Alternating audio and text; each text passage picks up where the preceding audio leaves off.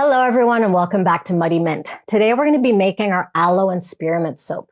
What's special about this soap is that it's made with avocado butter and aloe vera juice, and then it's also this really beautiful green color, which I'm going to show you how to get with natural colorants. Now we do have this recipe available on our website. It was actually the second recipe that we ever released back in February of 2023. And it's actually still our second most popular recipe on our website after our face soap. So if you're interested in that recipe, you can go download it at muddymint.com. Otherwise, you can just watch this video and get some tips and tricks on how to make a really beautiful green natural soap.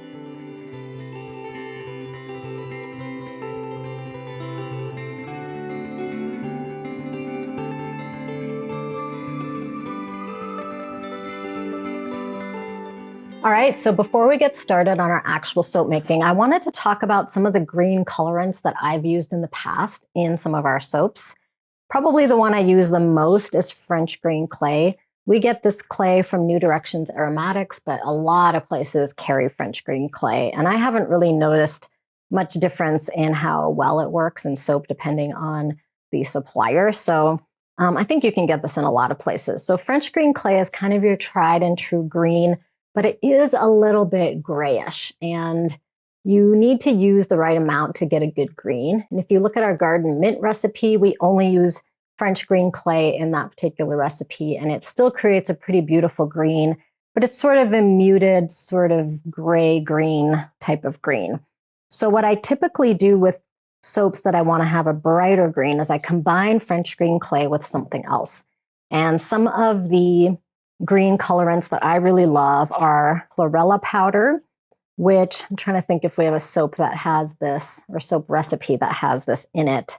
I don't think we do yet, but we do make quite a few green soaps with chlorella powder. So that's a really good one. I get these from Anthony's, by the way. Another one is spirulina powder, which we're going to be using in today's soap. So today we're using a mix of French green clay and spirulina powder mixed together. Spirulina is very, very green when you first make the soap. And this is kind of true of all green colorants, unfortunately. Natural colorants is that they start off super bright green and then they fade during the cure. I'll talk to you a little bit later about how to avoid too much fading in your soap. That's just something to know about green colorants specifically. They do not tend to stick very well in soap or stay really bright like they are when you first make the soap. This one is moringa leaf powder. This is one that we use in our spring meadow soap right at the very bottom. It's a really pretty green. And we have alfalfa powder, which we use in our orange, or not our orange bergamot, but our bergamot lime, which is a variation on our orange and bergamot soap recipe. So that's in there. And another one that I'm missing is spinach powder. I couldn't find it when I was looking over here, but you can use spinach powder as well in your soaps. So all of these make great green colors. Another thing you can use is chlorophyll liquid. I think I'm getting that right. It's basically a really bright green liquid that makes really wonderful green soaps. And that's also natural. And there's also kelp powder, which also creates a green in your soap.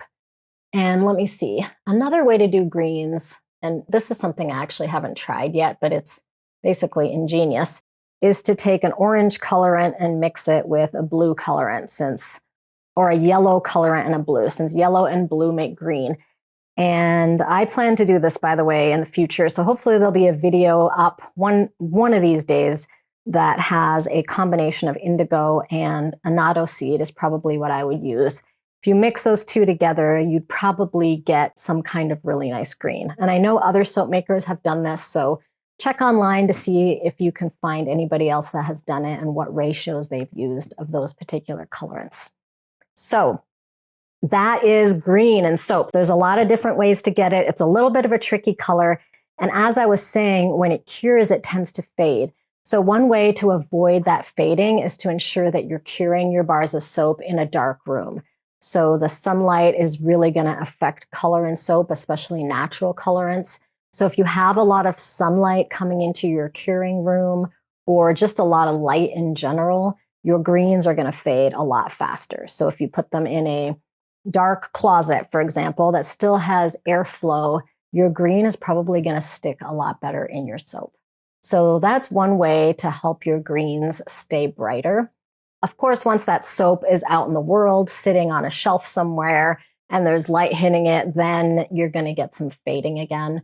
But it's a really good way to ensure that you keep as much of the green as possible. It's still going to fade a fair amount. There's no getting around that unless you try to do a yellow and blue combination color, which, man, I'm so excited to do that one day. But if you're using one of these natural greens, other than the clay is not going to fade. It basically, clays give you what they give you, which is one really nice thing about using clays. So that's why I always use a clay, almost always use a clay and a green colorant together to make a green in soap. All right, so I'm going to put all this stuff away and let's get to making our soap. All right, so this soap is all about green. Basically, it uses avocado butter, which is, it's not a green butter, but it comes from avocados, which are green. I tried to pack in as much green in the soap as possible. We also use avocado oil. And actually, one thing I didn't mention is that there are greenish colored oils like hemp seed oil and even extra virgin olive oil have a green tint to them, which is another way that you can accentuate the green in your soaps. But this soap does not have hemp seed oil or extra virgin olive oil. It just has, you know, oils from avocados, basically. And then we have aloe vera juice. And we have a beautiful blend of essential oils, which is spearmint, lime, and rosemary. This is really heavy on the spearmint because spearmint does sort of tend to take over a blend. But that little bit of rosemary and lime just gives it this, you know, extra depth. So it doesn't smell so much like gum, which is one of the things that people don't like about spearmint soaps. And then I have this great blend of French green clay and spirulina powder. And when I add this to the soap, you'll see how amazing it looks, especially once you put the lye in. So that's that. And then I also have my lye water solution. And if you've never added a liquid like this to your soap without putting it into the lye water solution, I suggest you watch our video on how to make goat milk soaps because this is the exact same process. Basically, we make a lye water solution that has less water in it than typical, and then the remaining water is added directly to your oils as something else. That can be goat milk, it can be aloe vera juice like we're doing today, it could be carrot juice, it could be anything really, coffee, tea. So this is a really great technique, and that's what we're doing today. So we've got our lye water, and we have our oils. We also have a video on how we make our oil buckets if you're interested in that. And like I said, the star ingredient of this particular soap is avocado butter. We only have 2 soaps that contain avocado butter, and it uses our avocado butter base soap recipe, which is part of the aloe and spearmint recipe that we have on our website. So the aloe and spearmint recipe includes this recipe. Plus, on top of that, it includes our oatmeal and aloe soap recipe, which we're actually going to film a video on that in the next few days. So maybe that'll be up by the time you watch this. All right, let's get to it. Let's make some soap. Oh yeah, I forgot to mention, we are also going to do some mint, dried mint leaves on top, and some poppy seeds just for a little pop of color. All right, so I'm going to start by getting myself set up with all my safety equipment. And we're going to check the temperature of our oils and our lye. I like to actually stick blend my oils when checking the temperature.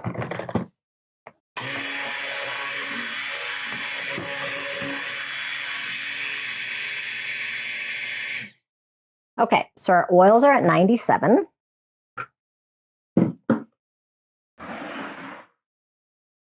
And our lye is right about 90, maybe a little bit less than that. So that's pretty good. Once I add these additional ingredients to my oils, everything is going to cool down a little bit because these ingredients are at room temperature. So I'm going to add my aloe vera juice directly to my oils.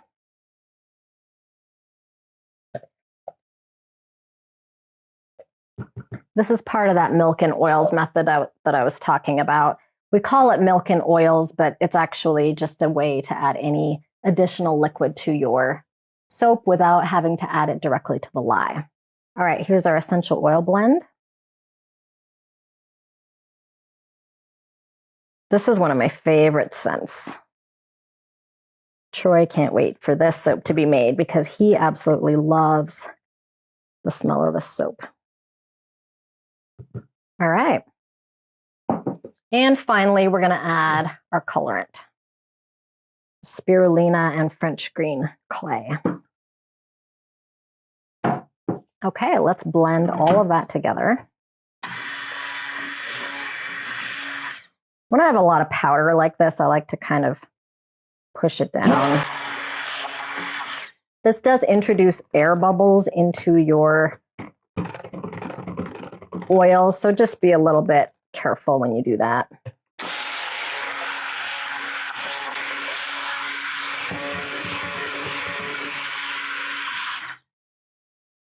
One of the reasons I love to incorporate my essential oils and my colorants directly into my oils like this is because it allows me to stick blend really well without having to worry about accelerating trace once I have the lye in there.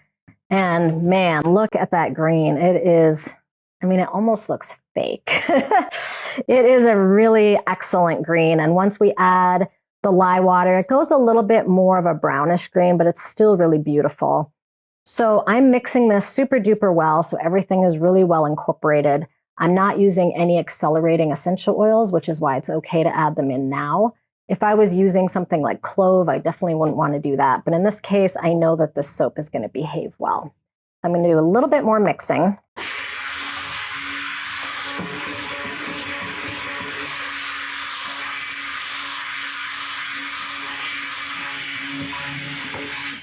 Let's take another temperature check. All right, now we're at 89, which is almost exactly the temperature of our lye water. Now, you don't need these to be exactly the same temperature. They should be probably within 10 degrees of each other. Even so, I don't worry about that too much. What I worry about is that the temperatures are lower because I like to soap at a lower temperature.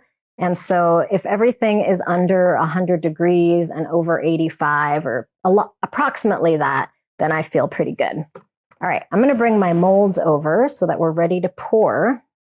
This is just a one color soap, so it's really straightforward. I'm going to pour the lye water in here into my oils and pour into these Nurture soap molds, which I love. These are 5-pound molds, so this is a 10-pound batch that I'm making in this bucket. And then we're going to texture and we'll be done. So it's really straightforward and it makes for a really beautiful green bar. All right.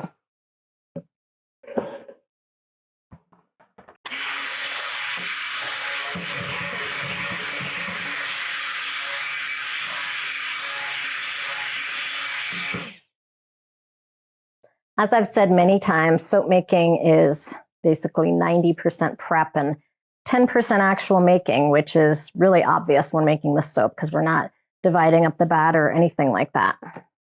All right, let's go.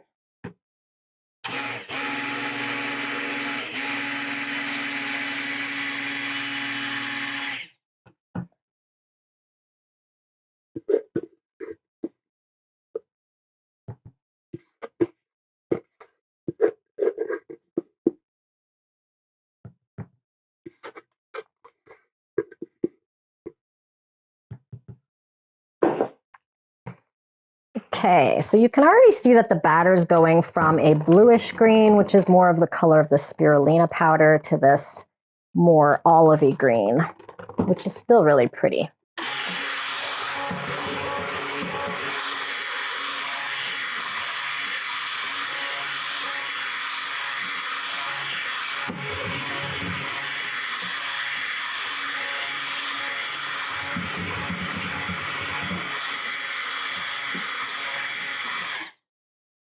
By the way, color change is a great indicator of emulsification happening, which means that the oils and lye are being properly mixed together and homogenizing basically into soaps, because you don't want your oils to separate. And so I use color changes like the one we just saw as an indicator of that. All right, we've got really nice fluid batter here. I always give the soap a little bit of a stir before I pour it into the mold. And it looks great, so I'm going to go.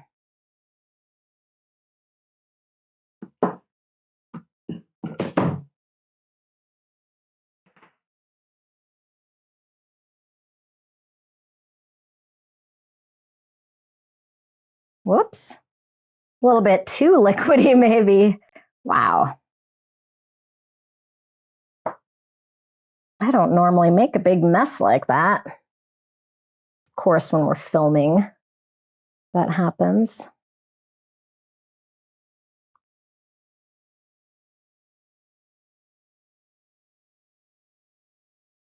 Mistakes are always opportunities though, because I'll show you how I clean this up. I like to get as much soap in the mold as possible, and my table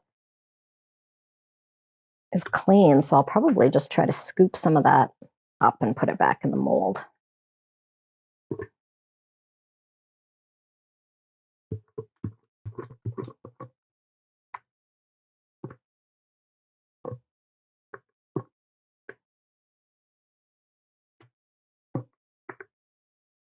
All right.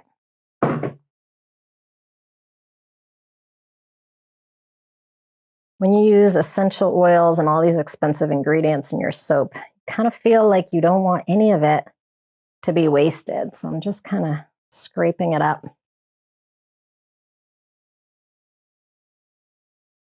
All right. I've been plagued with thick batter for a while now. If you've been watching our videos, you may have noticed that a lot of our soaps have had thick batter. And we found out it was because of our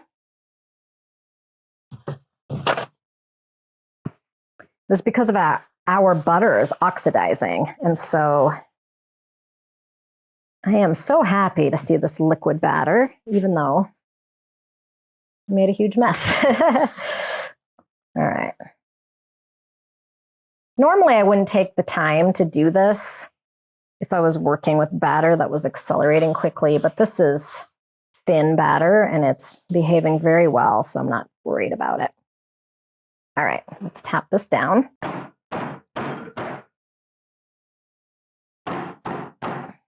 Okay.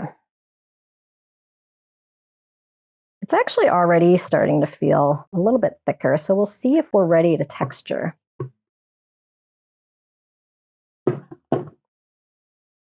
I like to do pretty pronounced texture on top of my soap, so I like the soap to be nice and thick. Oh, look at that. That's pretty good. So I'm going to go across. That's plenty thick. It's funny how quickly a soap can set up sometimes.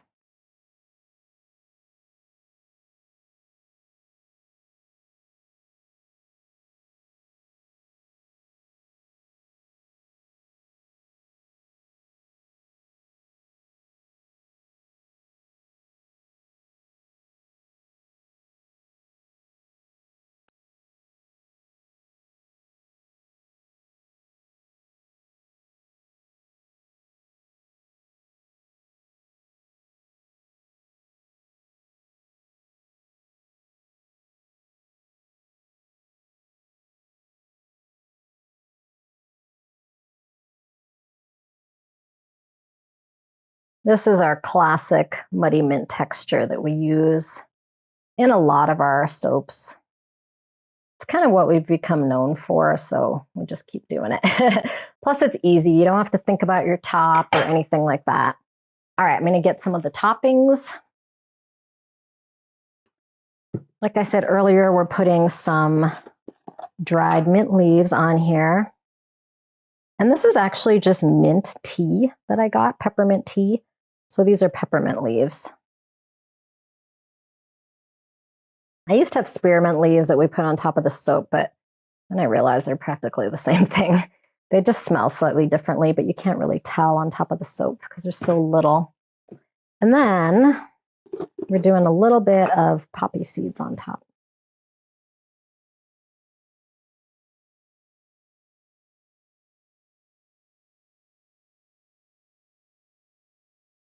All right, there we go.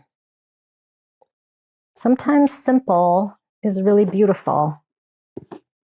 And this bar is this gorgeous green, and we'll be back with the cut tomorrow just to show you what the inside looks like. This is a really simple one to make. So we'll see you tomorrow for the cut. All right, we are back for the cutting. It's actually been a couple days since we made the soap, and we do have a little bit of ash on top. And I talk about this in my book and kind of all the time about how to embrace the imperfection of your soap. You know, there's ash on here, but I actually think that the ash is really pretty on a lot of the soaps, and people are always trying to get rid of it. And I don't know, I kind of feel like you should just sort of embrace what your soap looks like, what it's doing naturally. And the ash doesn't hurt anything. And it washes off pretty much right away. All right, so these are our Nurture soap molds, and they are fantastic to unmold. Super easy to get the soap out of here. And this smells good. And right now the green on top looks pretty muted due to the ash, but once we cut into this, I think it'll be really, really nice. Sometimes people end up getting what's called deep ash in their soap, where basically the ash ends up going through the entire bar. And remember, the ash is caused by, I've got a little bit of a tight seal here. Let me get there we go. The ash is caused by exposure to air. So when that happens, you can just try to unmold your soap a little bit later so that, you know, the lye has time to saponify. Wow, I'm making this look hard today. There we go. So that the lye has time to react with all the oils and kind of finish its saponification process. And once that's done, then the ash stops forming. So what I've found is that some of our soaps tend to have what's, you know, that kind of deeper ash. And so what you can do is just wait another day before you unmold, and then you won't have as much of that. So you'll still get the ash on top like we have on the soap, but you won't have any inside the soap or on the edges over here. All right, let's get this other one unmolded. Right here next to me, I have our orange and bergamot soap that we made the other day. And since I've got space on this curing tray, I figured I'd use the same one. I am very careful that these different scents of soap do not touch each other. Okay. This is kind of a softer soap, so it's a little bit more sticky and harder to get out of here than usual. But when you're unmolding these, the main thing to know is that there's kind of this suction that forms. And so you want to get some air in there. And then once you've got it in there, it comes out pretty easily. If you have a flat top soap, this is a lot easier to do because you can just set this whole thing kind of down on the table like that. But with our texture on top, I don't want to ruin that texture. Okay, there we go. And the top is a little bit wonky on the corners here, but I'm actually going to cut these off to make ends, so it's all good. All right. Under the table here, I have this bucket and a scraping tool that I absolutely love. We use this to clean off our table just super quickly between, you know, if there's soap sitting on here.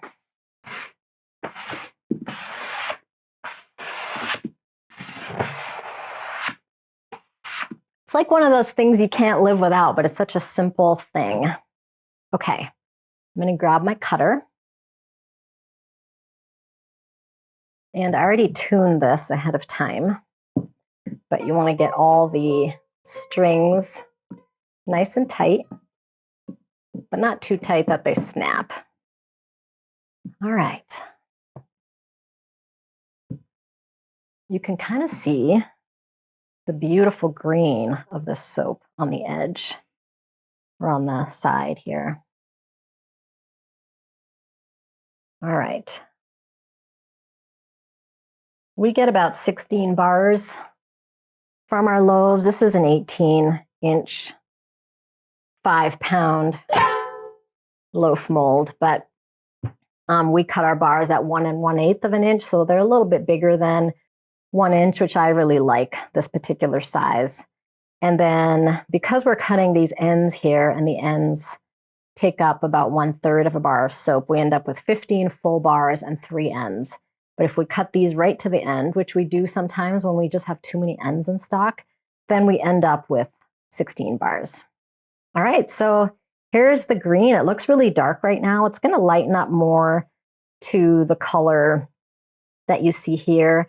And the green soaps, like I was saying earlier, you want to make sure that you're curing them in a dark room because the sunlight's going to make a huge difference in how much this lightens up. So the darker your room, the better for these green soaps, or really any natural colorant is going to lighten up a lot with sunlight exposure. So just keep that in mind when you're curing these bars. All right.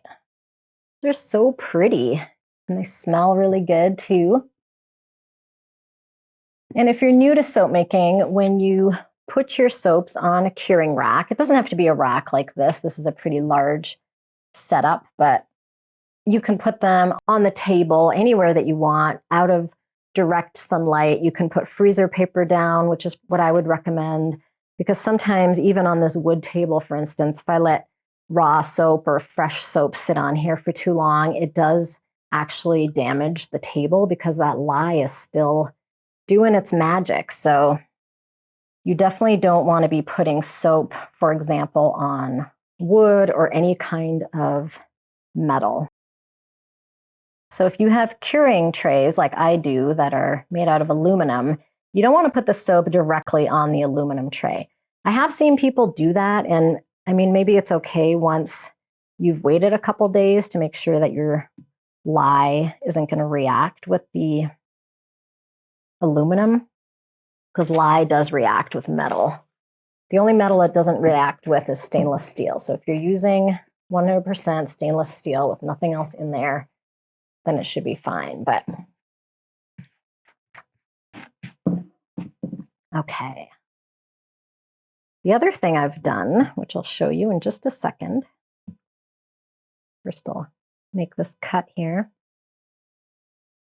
By the way, I always turn my soap sideways, especially when they have something on top of them like this, so that we don't create drag marks in the soap, because all these little bits and pieces on top of the soap will, you know, if you cut it the other way, you're basically dragging those botanicals directly through the bar of soap. So this prevents drag marks. I actually kind of like drag marks sometimes, so I don't mind it if I get a few, but you definitely don't want a whole bunch running through your soap. Okay. So, like I was saying, in order to stay organized, we create these little labels for our curing rack. This one says Aloe and Spearmint March 3rd. And basically, I made the soap on February 3rd. And so I just do 1 month just to make it easy to remember, easy to label. You could do 4 weeks if you want to, but I know that this is, you know, approximately the time when the soap is going to be ready to sell or ready to use. So we do this for all of our curing racks. And we also, when we had more soap in stock, right now this is all the soap we have in the studio, which is kind of crazy. But when we had a lot of soap, I think we had 11 curing racks. So that way it was really easy to see when something was ready. And we also had a spreadsheet with all of our curing racks, and our curing racks are numbered. They have, the ones I have here are J, let's see. They are J and K. So every single slot is, you know, J1 through 12, and then K1 through 12. And so on my little spreadsheet, I would have the rack number and then what was on it, so that I could easily keep track of what soaps we had in stock, what was curing, when it would be ready. It's just a nice, easy way to get organized and kind of check your inventory very easily at a glance. One of the things I liked about that is that our studio was not at home. So if I was at home and I was trying to figure out, you know, what was coming up for sale soon or what was going to be ready to be cured, and I couldn't physically go look at the curing rack, this was an easy way.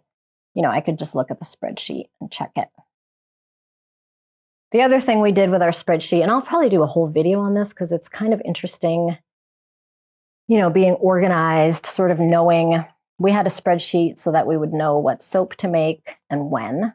So that's like our production spreadsheet. And then this was more of our inventory spreadsheet to know what soaps we had. And every time we move the soap from the curing rack to what we call the ready rack, meaning, you know, it was a shelf where we had all our soap stacked up that was ready for sale. So we knew it was all cured and ready to go. And we would use these exact same pieces of paper here, these little cure tags is what we call them. We would just switch this from the tray to the ready rack. So then you could also visually see, for example, if we had 3 piles of aloe and spearmint, we could see which one was the oldest pile. So we had a ready rack spreadsheet as well. So we had a spreadsheet or a tab in our spreadsheet that had all the soap that was curing. And then when we would move it to the ready rack, we would move it in the spreadsheet as well. That just helps you stay really organized, especially when you have a large volume of soap. It's important to know what you have in stock. And especially for us, because we were selling wholesale and we didn't want to oversell because we just wanted to sell what we had in stock. Okay. I think it's kind of nice to set up these things in advance when you're smaller, because when you get bigger and you're trying to do this and you have a lot of inventory and a lot of soap, it's a lot more complicated than when you start early. And it might seem kind of silly to start early because you don't have a lot of soap and you're like, well, I don't really need an organization system like that. But trust me, it'll pay off in the long run, because if you're organized when you're small, then that organization is going to make a huge difference when you get bigger. All right. All our soap is cut. It looks a beautiful green. We cannot really block out the sunlight too much in this space just because we have so much light, even though in our previous studio, we really didn't have a lot of sunlight in our space, which was great for the curing racks. But here we do have a lot of sun, so I do expect these to fade quite a bit, although the sun isn't directly hitting our curing racks, or actually kind of is right now, but I'm going to try to put this rack in a spot where it doesn't get much sun exposure. All right. Anyway, thanks for following along. I hope you enjoyed our video about making natural green soaps, and we'll see you next time. Bye.